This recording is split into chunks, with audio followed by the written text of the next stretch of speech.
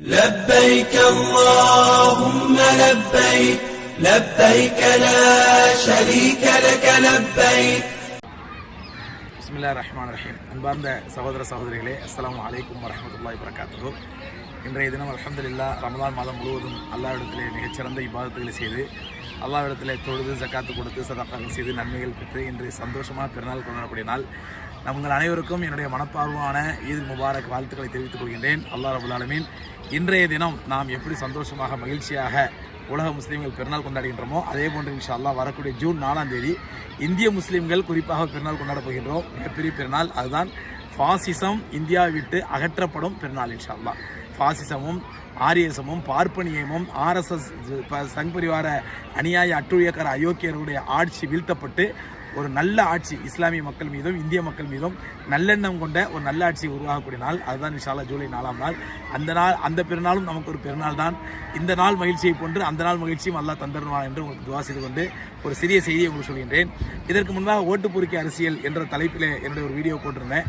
அது முழு வீடியோ என்னுடைய அஃபிஷியல் பேஜ் மௌலானா பயான்கள்ங்கிற பேஜில் இருக்குது. ஒரு சில பேர் அதை கண்டென்ட் பேஸ்ட் பண்ணி போட்டிருந்தாங்க. அதில் நிறைய விமர்சனங்கள் வந்துச்சு. ஹைர் அல்ஹம்துலில்லாஹ், விமர்சனம் செய்தவர்கள் அல்லாஹ் நல்ல கூலி கொடுக்கட்டும். அதில் சொன்ன செய்தி என்னன்னு சொன்னால், இந்த ஓட்டு பொறுக்கி அரசியல் என்பது இதுவரை இந்தியாவிலே ஓட்டு பொறுக்கி அரசியலாக இருந்துச்சு. லஞ்சம், லாவணியம், ஊழல் இப்படி ஆறிடுச்சு.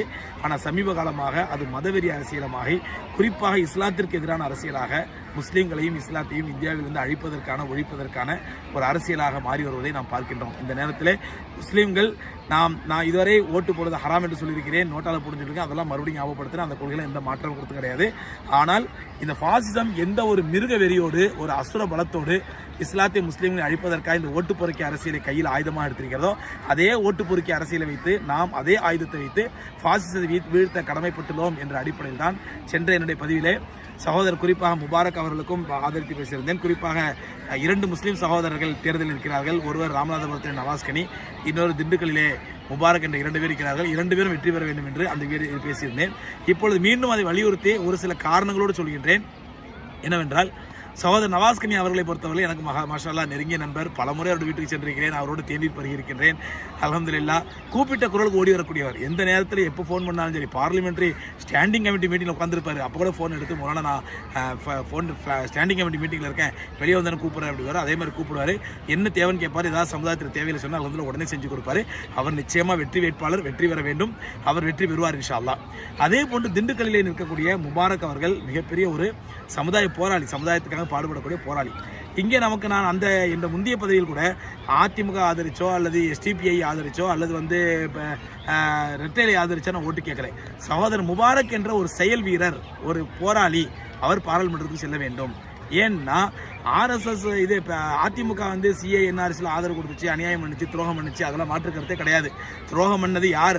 அதிமுக செஞ்ச துரோகம் அதிகமா, திமுக செஞ்ச துரோகம் அதிகமா, காங்கிரஸ் செஞ்ச துரோகம் அதிகமான்னு சொல்லிட்டு ஒரு பட்டிமன்றம் நடத்திக்கலாம். அதுக்கான உதவுமே தவிர மற்றபடி துரோகம் என்று வந்துவிட்டால் அனைத்து அரசியல் கட்சிகளும் முஸ்லீம்களுக்கு துரோகம் செய்யாத கட்சிகளே கிடையாது.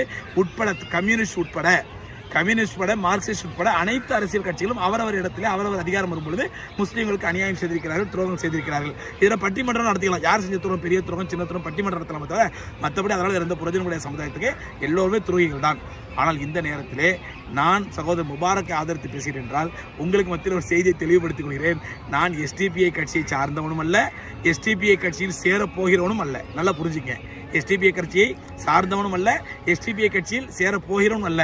நல்லா புரிஞ்சுங்க. ஒரு சமுதாய அக்கறையோடு, சமுதாய நலனோடு, ஈமானிய பாதுகாப்புக்காக இந்த வார்த்தையை ஆதரித்து நான் பேசினேன் முபாரக்கை. இந்த முபாரக் சகோதரர் முபாரக் அவர் நிற்கக்கூடிய இடத்திலே தமுமுகவின் பேராசிரியர் ஜவாஹிர்லால் அவர்கள் என்றாலும் இதே பேச்சு தான் பேசுவேன். அல்லது முஸ்லீம் லீக்கினுடைய வேறொரு சகோதரர் பேராசிரியர் காதர் மொய்தீன் அவர்களோ, இல்லை என்னுடைய சகோதரர் அப்துல் ரஹ்மான் அவர்களோ, இல்லை மற்றவர்களோ இந்த இடத்தில் நின்றாலும் அவர்களுக்கும் அப்படித்தான் ஆதரித்து பேசுவேன். அல்லது முஸ்லீம் கல்விக்கு அல்லாத தமுமுக அல்லாத மற்ற இஸ்லாமிய இயக்கங்கள் யாரை சார்ந்து யார் நின்றாலும் சரி அவர்களுக்கும் இப்படித்தான் பேசுவேன். அதனால ஞாபகத்தில் வச்சுங்க, நான் எஸ்டிபிஐ ஆதரவாளனும் கிடையாது, எஸ்டிபிஐ கட்சியை சேர்ந்தவனும் கிடையாது, எஸ்டிபிஐ கட்சியை சேர போறவனும் கிடையாது. அதை புரிஞ்சுக்க. அதனால இது முழுக்க சமுதாய நலன் சார்ந்து ஈமானிய பாதுகாப்பு உணர்வுக்காக இது பேசுகின்றேன். இது அரசியலுக்காக வேண்டியோ இயக்கத்துக்காண்டியோ பேசல. ஒரு முஸ்லீம் சகோதரன் இருக்கிறார், அவரை நாம் வெற்றி பெற வைக்க வேண்டும். அவர் பாராளுமன்றம் செல்ல வேண்டும். அவரும் முபாரக்கை போன்ற ஒரு சமுதாய போராளி, களப்போராளி பாராளுமன்றத்துக்கு செல்லணும். இங்கே சொல்லுவாங்க இப்போ அப்படி பார்த்தா எதிர்த்து நிற்கிறதும் ஃபாசிஸ்ட் இது கம்யூனிஸ்ட் தானே, கம்யூனிஸ்டுகளும் ஃபாசிஸ்டுகளும் எதிர்ப்பவர்கள் தானே, நம்ம கம்யூனிஸ்ட் ஓட்டு போட்டோம் என்ன? இப்பவும் சொல்கிறேன் சகோதரர்களே, இன்றைக்கு இந்தியாவிலே அல்ஹம்துலில்லாஹ் இந்தியா கூட்டணி என்ற பெயரிலே இந்த ஃபாசிசத்தை RSS அயோக்கியர்களை வீட்டுக்கு அனுப்புவதற்கு, ஒழித்து கட்டுவதற்கு ஒரு இந்தியா என்ற ஒரு கூட்டணி உருவாக்கி இருக்கிறார்கள்.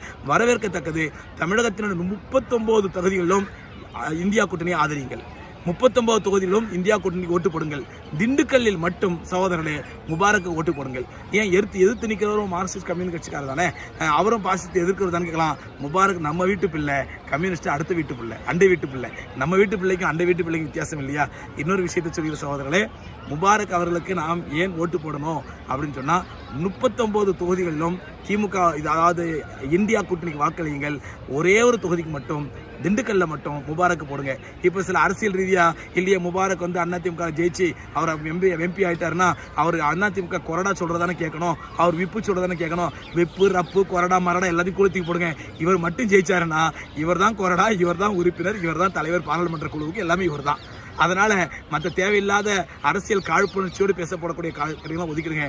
ஒரு முஸ்லீம் சகோதரர் இருக்கிறார், அவர் ஜெயிக்க வேணும். இப்படி சொன்ன கேட்பாங்க, இது இஸ்லாமிய வெறி இல்லையா? இப்படி சொல்றது இஸ்லாமிய வெறி இல்லையா? தப்பே கிடையாது.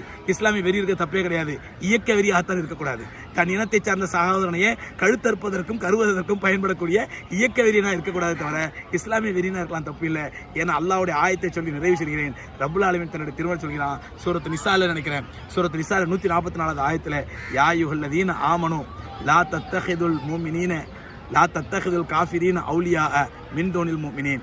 மூமின்களே, நீங்கள் மூமின்களை விட்டுவிட்டு காஃபிர்களை உங்களை உற்ற தோழர்களாக ஆக்கிக் கொள்ளாதீர்கள். மூமின்களை விட்டுவிட்டு, மூமின்களை ஒதுக்கிவிட்டு காஃபிர்களை உற்ற தோழர்களாக ஆக்கிக் கொள்ளாதீர்கள். எவ்வளோ அழகான ஆயத்து! இதை விட அழகான அற்புதமான வழிகாட்டுதல் என்ன வேணும்? ஜனநாயகம், படநாயகம், மண்ணாங்கட்டி எல்லாத்தையும் தூரத்துக்கு போடுங்க. எந்த விஷயமாக இருந்தாலும் அல்லாஹ்வுடைய வழிகாட்டுதலை, அல்லாஹ்வுடைய குர்ஆன் ஹதீஸ் என்ற கண்ணாடியை போட்டு பாருங்கள்.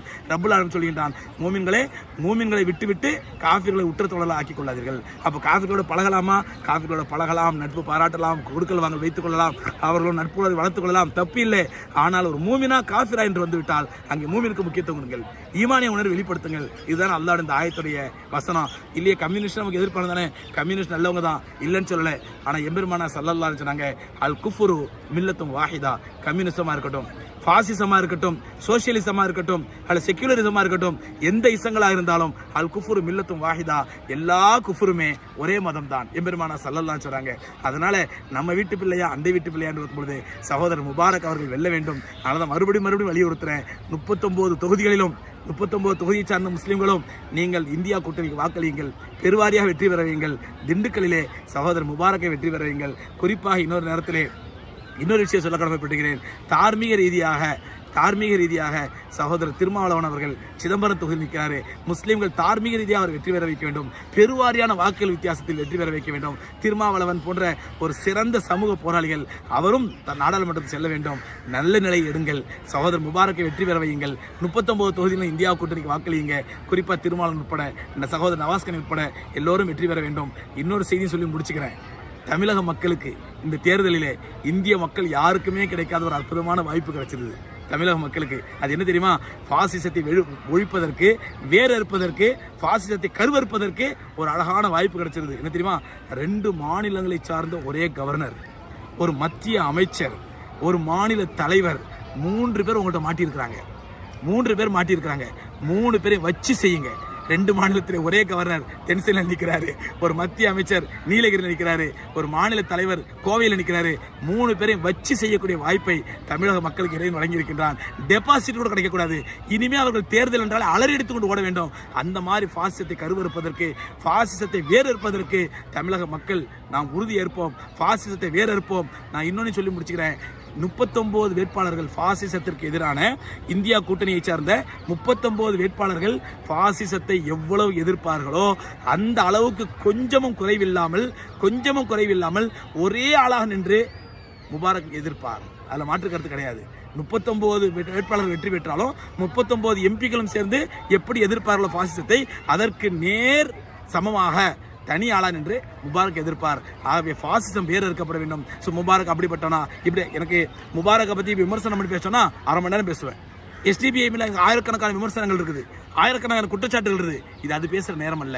ஒரு இஸ்லாமிய சகோதரர், இஸ்லாமிய சமுதாய போராளி, இவர் வெற்றி பெற வேண்டும். இவர் வெற்றி பெறக்கூடாதுன்னு யார் நினைக்கிறாங்கடா?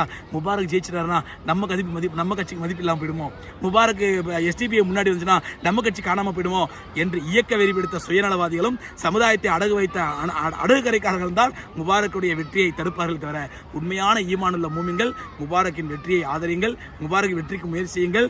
இப்பவும் சொல்றேன், நான் எஸ்டிபிஐ சார்ந்தவன் அல்ல, எஸ்டிபிஐ கட்சியில் சேர போறவன் அல்ல. வல்ல ரப்புல் ஆலமீன் விளங்கக்கூடிய பாக்கிய தந்தல்வானாக. வாஹிரு தஅவானா அல்ஹம்துலில்லாஹி ரப்பில் ஆலமீன்.